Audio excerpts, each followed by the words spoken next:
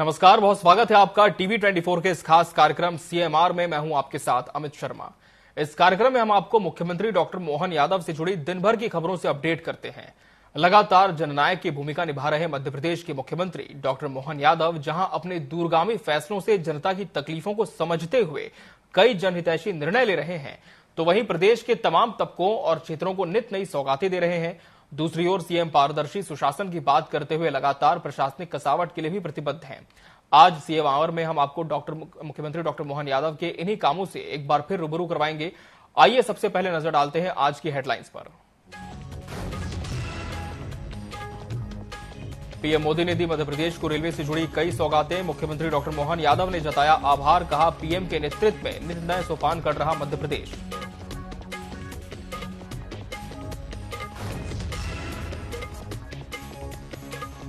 छत्तीसगढ़ दौरे पर रहे मुख्यमंत्री डॉक्टर मोहन यादव, सीएम विष्णुदेव साय से की मुलाकात, भाजपा कार्यालय की बैठक में हुए शामिल।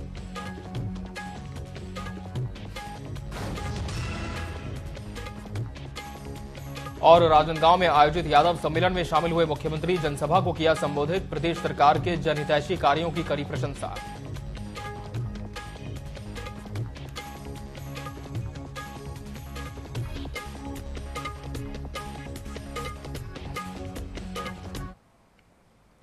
और आइए अब देखते हैं खबरें विस्तार से। प्रधानमंत्री नरेंद्र मोदी ने मध्य प्रदेश को रेलवे से जुड़ी कई सौगातें आज दी हैं। लोकार्पण और शिलान्यास कार्यक्रम भोपाल रेलवे स्टेशन पर हुआ। प्रधानमंत्री इस कार्यक्रम में वर्चुअली जुड़े। मुख्य कार्यक्रम गुजरात की राजधानी अहमदाबाद में हुआ। इस मौके पर मुख्यमंत्री मोहन यादव ने कहा कि प्रदेश को हर साल रेलवे की ओर से 15,000 करोड़ रुपए बजट मिल रहा है। प्रदेश को निजामुद्दीन खजुराहो चौथी वंदे भारत की सौगात मिलने जा रही है। मुख्यमंत्री ने कहा कि वंदे भारत ट्रेन का मेंटेनेंस भोपाल में शुरू हो रहा है। इसके लिए राजधानी के संत हिरदाराम नगर बैरागढ़ रेलवे स्टेशन परिसर में वंदे भारत मेंटेनेंस हब बनेगा। इसके अलावा बीना रेलवे स्टेशन पर भारतीय जन औषधि केंद्र, भोपाल रामगंज मंडी नई रेल लाइन के निषादपुरा डी केबिन से संत हिरदाराम नगर रेलवे स्टेशन परिसर तक की नई रेल लाइन शुरू हो रही है। मुख्यमंत्री ने कहा कि इसके साथ ही वन स्टेशन वन प्रोडक्ट के तहत भोपाल रानी कमलापति स्टेशन, इटारसी स्टेशन पर प्रदेश की संस्कृति से जुड़े उत्पाद मिलेंगे। उप मुख्यमंत्री राजेंद्र शुक्ल ने कहा कि रेलवे के इंफ्रास्ट्रक्चर पर ऐतिहासिक काम हो रहा है। आने वाले 5 सालों में भारत तीसरी महाशक्ति बनकर उभरेगा। गति शक्ति कार्गो टर्मिनल पॉलिसी के तहत कार्गो टर्मिनल के निर्माण में गति लाई जा रही है। इससे कार्गो टर्मिनल बनने की गति तेज हुई है। लैंड लीजिंग पॉलिसी को और सरल किया गया है। लैंड लीजिंग प्रक्रिया को भी ऑनलाइन किया है। इससे काम में पारदर्शिता आई है। देश के ट्रांसपोर्टेशन सेक्टर को मजबूती देने के लिए रेलवे मंत्रालय के तहत गति शक्ति विश्वविद्यालय की स्थापना भी की गई है। हम निरंतर भारतीय रेल को आधुनिक बनाने और देश के कोने कोने को रेल से जुड़ने में जुटे हुए हैं। हम रेलवे से, नेटवर्क से मानव रहित फाटक समाप्त करके ऑटोमेटिक सिग्नलिंग सिस्टम लगा रहे हैं। हम रेलवे के 100% इलेक्ट्रिफिकेशन की तरफ बढ़ रहे हैं। हम सौर ऊर्जा से चलने वाले स्टेशन बना रहे हैं। हम स्टेशन पर सस्ती दवा वाले जन औषधि केंद्र बना रहे हैं। और साथियों, ये ट्रेनें, ये पटरियां, ये स्टेशन ही नहीं बन रहे, बल्कि इनसे मेड इन इंडिया का एक पूरा इकोसिस्टम बन रहा है। ये रामगंज मंडी वाली लाइन हिरदाराम नगर से निकालकर सीधा आगे जाकर के और बड़ी संभावना बनेगी। आज इसका शुभारंभ होने वाला है। इसी रेलखंड से हमारे यहाँ बैरागढ़ से हम लोग आते हैं जब भी उधर से पश्चिमी रेलवे वाले, तो ये रेलवे का ऐसा जंक्शन है जहां एक मंडल से दूसरे मंडल में आने में पता नहीं क्या चक्कर था, जैसे भारत पाकिस्तान जैसा हिसाब रहता था। कौन से मंडल की रेल आई तो निकालेंगे, कौन से की नहीं निकालेंगे, वर्षों तक यही नाटक चलता रहा। अरे भाई, भारत एक है, पूरा देश एक है। कहीं से कोई मंडल वाले आ जाए तो इसमें दोहरी दृष्टि क्यों होना चाहिए? लेकिन पता नहीं क्या कारण था, अब मुझे इस बात की प्रसन्नता है, न केवल एक मंडल से दूसरे मंडल, बल्कि सब मिलकर के यशस्वी प्रधानमंत्री जैसे पूरे देश के सभी विभागों में आमूलचूल बदलाव करते हुए आज ही हमको वंदे भारत की सेमी स्पीड नई ट्रेन दे रहे हैं, जो खजुराहो से दिल्ली का सीधा कनेक्शन देकर के विकास का नया दरवाजा खोलेगी। मेरी अपनी ओर से यशस्वी प्रधानमंत्री, यशस्वी रेल मंत्री को बधाई। कितना अच्छा लगता जब अपने आप पहली रेल चली और रानी कमलापति से चालू हुई। वंदे भारत की शुरुआत हमारे अपने यहां से हुई। भारत का सबसे अच्छा रेलवे स्टेशन हमारा अपना रानी कमलापति बनकर तैयार हुआ। निजी क्षेत्र का धनराशि मिलाकर के रेलवे के साथ नया प्रयोग करने का केंद्र भी बना और विकास का एक नया हमारे अपने आप में इमारत सबके सामने प्रदर्शित हुई। हम सब कोशिश कर रहे हैं कि हमारा प्रदेश देश के विकास में, रेलवे के विकास में एक बड़ी भूमिका अदा करे। कारण उसका स्पष्ट है, हमारे यहाँ ये बड़ी संभावना है जिसके कारण से इस आधार पर विकास का नया रास्ता खुलेगा। जब हम सब समझ सकते हैं, पिछले एक माह भी नहीं हुआ, फरवरी में ही माननीय प्रधानमंत्री जब आए थे झाबुआ में, वो 3000 करोड़ के विभिन्न रेल के अलग अलग प्रकार के विकास कार्यों का उन्हें लोकार्पण किया था और एक महीने से भी कम समय में वापस आज नई सौगात देने के लिए आए हैं। ये आने का मतलब ही है, उनका संकल्प है आजादी के अमृत काल में भारत को दुनिया के सबसे सशक्त देश में स्थापित करना। और हमारे रेलवे की आज बहुत सारी सौगातें यशस्वी प्रधानमंत्री द्वारा दी गई है। मध्य प्रदेश में खजुराहो से दिल्ली तक की नई Vande Bharat semi high speed train का आज शुभारंभ हुआ है।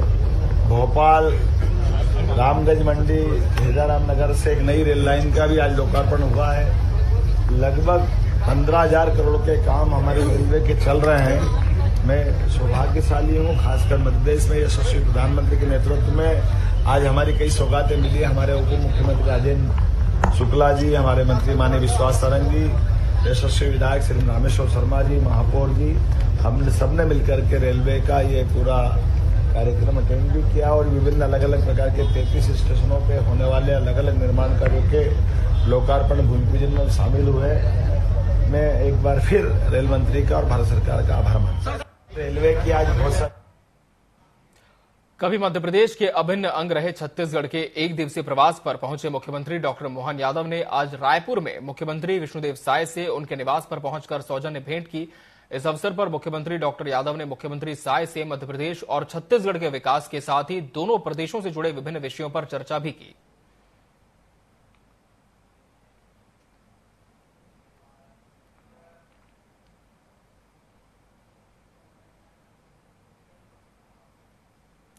विकास के अपने विजन को लेकर लगातार आगे बढ़ रहे सीएम डॉक्टर यादव ने छत्तीसगढ़ पहुंचकर कहा कि छत्तीसगढ़ की पवित्र धरा पर मैं आज आया हूं। मुझे इस बात की प्रसन्नता है कि प्रधानमंत्री के मार्गदर्शन और छत्तीसगढ़ के मुख्यमंत्री विष्णुदेव साय के नेतृत्व में छत्तीसगढ़ तेज गति से विकास कर रहा है। छत्तीसगढ़ के इस पवित्र धरती पर आज मेरा आना हुआ है। मुझे इस बात की प्रसन्नता है। मैं विद्यार्थी परिषद का 90 मैं जब प्रदेश मंत्री था, उसके पहले से सहमंत्री था। लंबे समय तक हमारे पुराने मध्य प्रदेश में आया हूँ। मुझे लगा वैसे अपने घर में ही हूँ, मैं घर से बाहर नहीं हूँ। ये पुराना हमारा मध्य प्रदेश और वर्तमान का छत्तीसगढ़ यशस्वी प्रधानमंत्री के नेतृत्व में लगातार प्रगति कर रहा है। मुझे इस बात का संतोष है। यशस्वी मुख्यमंत्री श्रीमान विष्णुदेव साय जी के नेतृत्व में निश्चित रूप से हमारी अपनी सरकार की जो मूल हमारी दृष्टि है, यशस्वी प्रधानमंत्री के नेतृत्व में विकास के सभी क्षेत्रों में काम करने के लिए लगातार दृढ़ संकल्पित होकर आगे जाना और उस समय छत्तीसगढ़ ऐसा लगता वायु की गति से आगे जा रहा है। मेरी अपनी ओर से शुभकामना, बधाई। मध्य प्रदेश के मुख्यमंत्री मोहन यादव रायपुर पहुंचे थे, जहां भाजपा के जिला कार्यालय एकात्म परिसर में रायपुर लोकसभा क्षेत्र के पदाधिकारियों की उन्होंने बैठक ली। बैठक में रायपुर लोकसभा के प्रत्याशी बृजमोहन अग्रवाल सहित विधायक मंत्री भी शामिल हुए। बैठक के बाद मुख्यमंत्री मोहन यादव ने कहा, हमारा लक्ष्य 400 पार का है। जिस तरह से विधानसभा चुनाव छत्तीसगढ़ में भाजपा ने जीता, वैसे ही लोकसभा की 11 सीट भी भाजपा यहां जीतेगी। आज मैं मध्य प्रदेश से आकर के अत्यंत प्रसन्न हूँ। रायपुर भारतीय जनता पार्टी कार्यालय में मैंने अपने लोकसभा के प्रत्याशी माननीय ब्रजमोहन अग्रवाल जी के साथ और हमारे सभी वरिष्ठों के साथ मीटिंग में मैंने भाग लिया है। भारतीय जनता पार्टी की राष्ट्रीय योजना के अंतर्गत क्लस्टर की मीटिंग लेने को मुझे आना था। मुझे इस बात की खुशी है कि हमारे कार्यकर्ताओं ने अपनी विधानसभा की जीत भी पूरी दमदारी से जीते हैं और आने वाले समय में उन्होंने संकल्प किया है माननीय नरेंद्र मोदी जी के नेतृत्व में फिर एक बार भाजपा सरकार अब की बार 400 पार और जो हमारा रिकॉर्ड पिछली 3.5 लाख मतों से जीतने का है, मुझे पूरा भरोसा सबने आश्वस्त किया है। हमारे कार्यकर्ता अपनी मेहनत के भरोसे से निश्चित रूप से उससे कई गुना ज्यादा वोट से जीतेंगे। आज मैं रायपुर के बाद सीएम डॉक्टर मोहन यादव राजनांदगांव के लिए रवाना हुए, जहां यादव सम्मेलन में उन्होंने शिरकत की। राजनांदगांव में जनसभा को संबोधित करते हुए सीएम ने कहा कि भगवान महाकाल जी का दर्शन करते करते एक मंत्र बोलना रहता है, शिवाय नमः, विष्णुवे नमः। शिव जी की जय करो तो विष्णु जी की भी जय करनी पड़ती है। आज ये दोनों का सुखद संयोग है। मैं महाकाल की नगरी उज्जैन से आता हूं और यहाँ के मुख्यमंत्री श्री विष्णुदेव साय जी हैं। ये एक तरह से मंत्र का भी जयकारा हो रहा है। यशस्वी प्रधानमंत्री श्री नरेंद्र मोदी जी के नेतृत्व में देश चहुमुखी विकास कर रहा है। आज सुबह ही प्रधानमंत्री श्री मोदी जी ने रेल के विभिन्न प्रकार के कार्यों का शुभारंभ किया। 100 से ज्यादा वंदे भारत ट्रेनों का अलग अलग मार्गों पर संचालन प्रारंभ किया। अब वो जमाना गया जब रेल मंत्री केवल अपने प्रदेश में बड़ी मुश्किल से विकास के काम करते थे। आज मध्य प्रदेश और छत्तीसगढ़ में रेल परियोजनाओं के माध्यम से अच्छा काम हो रहा है। सीएम ने आगे कहा कि मोदी जी हर विभाग में विकास कार्यों के लिए पैसा देने में पीछे नहीं हटते। ये वर्तमान का समय है। नरेंद्र मोदी जी के कारण से हमारे जवान सीमाओं पर अपने जान की बाजी लगाकर देश सेवा कर रहे हैं और पहली बार ऐसा हो रहा है कि सेना के जवानों के साथ साथ किसानों की भी चिंता करते हुए उन्हें प्रतिमाह किसान सम्मान निधि दी जा रही है।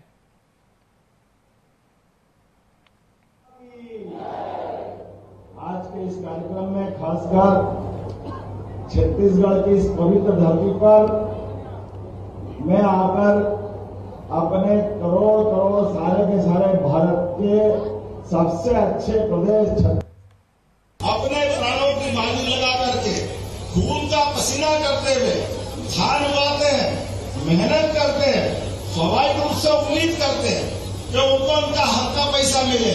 और मुझे इस बात की प्रसन्नता है, छत्तीसगढ़ सरकार ने जहां जिसकी जरूरत है वो सारे के सारे काम, और वो भी आज 3 महीने ही हुए हैं, अभी तो तीसरा ही महीना है, लेकिन 3 महीने के अंदर जैसे कहावत है, पूत के पांव पालने में दिखाई जाते हैं, तो पालने में दिख गया कि सरकार कितना काम करेगी। मैं बधाई देना चाहता हूं जिनसे पूरी सरकार के लिए, और आप सबसे आह्वान करता हूं राज्य सरकार के आह्वान के आधार पर, काम के आधार पर, हमको मालूम है फिर एक बार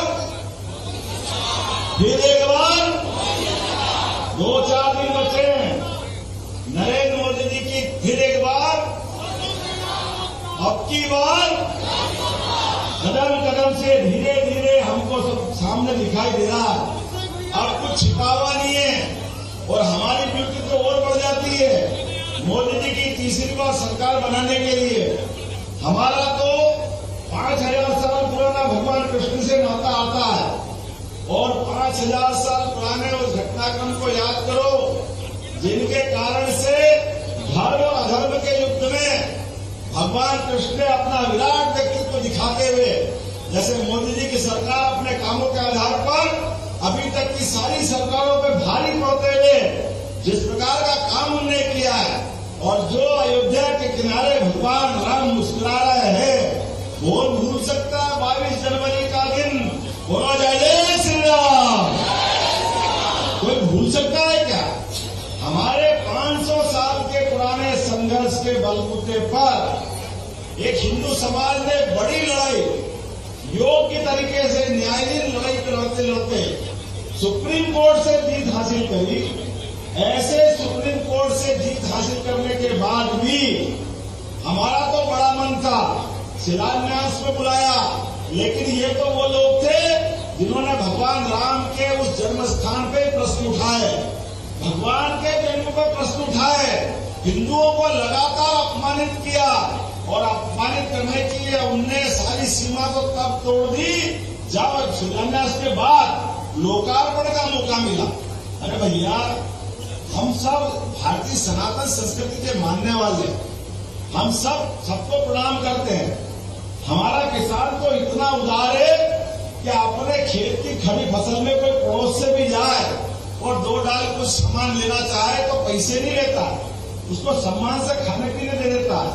हमने तो केवल निमंत्रण में बुलाया, वो राम मंदिर जिसके लिए हिंदुओं ने अपनी शहादत दी, अपने आप का बलिदान कर दिया, लेकिन भगवान के राम की प्रतिष्ठा का निमंत्रण भी बुलाया था कांग्रेस वालों को कि आपके सारे पाप माफ, कोई बात नहीं, अब भगवान की प्राण प्रतिष्ठा हो रही, अब तो आ जाओ। उन्होंने कहा नहीं। छत्तीसगढ़ दौरे पर पहुंचे मध्य प्रदेश के मुख्यमंत्री डॉक्टर मोहन यादव ने प्रदेश सरकार के किए जा रहे जनहितैषी कार्यों की जमकर तारीफ की। सीएम ने कहा कि आपने महतारी योजना चलाई, हमने लाडली लक्ष्मी योजना, लाडली बहना योजना चलाई, उसका पैसा भी दिया, धान का बोनस भी दिया। ऐसा लग रहा है जैसे छत्तीसगढ़ में पानी के बजाय धन की बरसात हो रही है। किसान मेहनत करके धान उगाते हैं और वो स्वाभाविक रूप से उम्मीद करते हैं कि उन्हें उनके हक का पैसा मिले।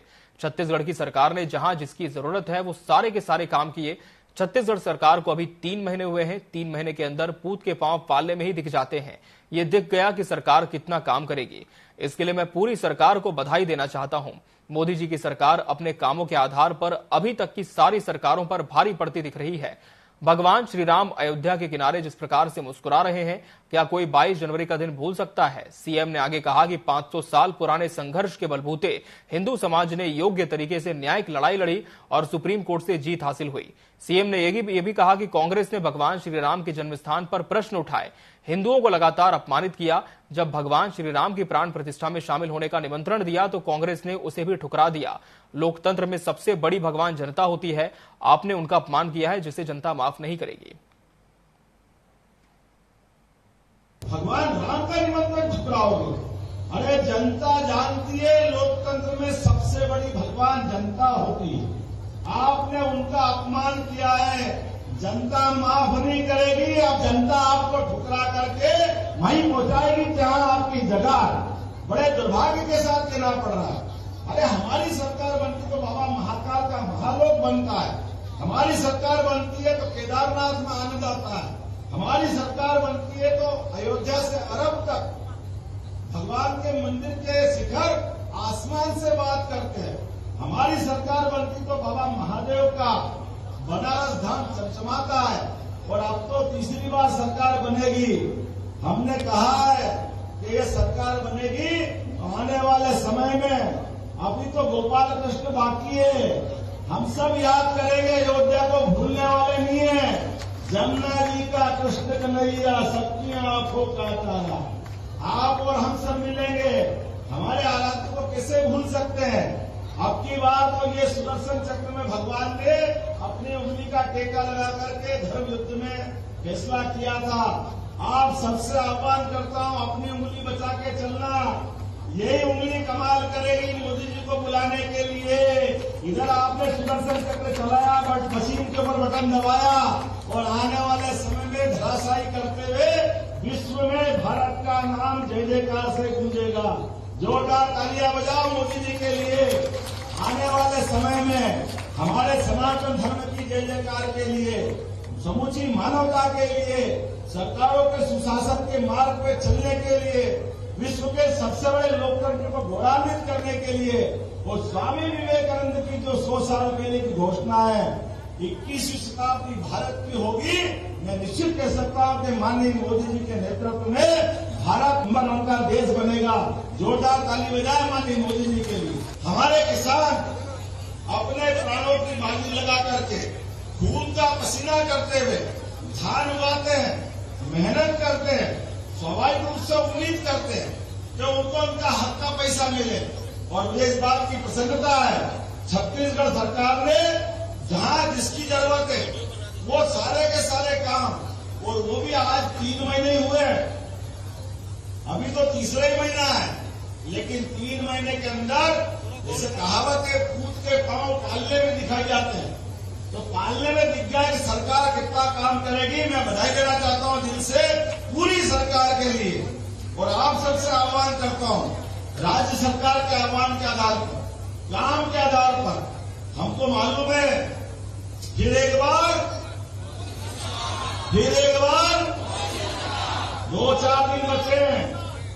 नरेंद्र मोदी जी की फिर एक बार, अब की बार कदम कदम से धीरे धीरे हमको सब सामने दिखाई दे रहा है। अब कुछ छिपावा नहीं है और हमारी ड्यूटी तो और बढ़ जाती है। मोदी जी की तीसरी बार सरकार बनाने के लिए हमारा तो 5000 साल पुराना भगवान कृष्ण से नाता आता है और 5000 साल पुराने उस घटनाक्रम को याद करो जिनके कारण से धर्म और अधर्म के युद्ध में भगवान कृष्ण ने अपना विराट व्यक्तित्व दिखाते हुए, जैसे मोदी जी की सरकार अपने कामों के आधार पर अभी तक की सारी सरकारों पर भारी पड़ते हुए जिस प्रकार का काम उन्होंने किया है और जो अयोध्या के किनारे भगवान राम मुस्कुरा रहे हैं, कौन भूल सकता है 22 जनवरी का दिन। बोलो जय जय श्री राम।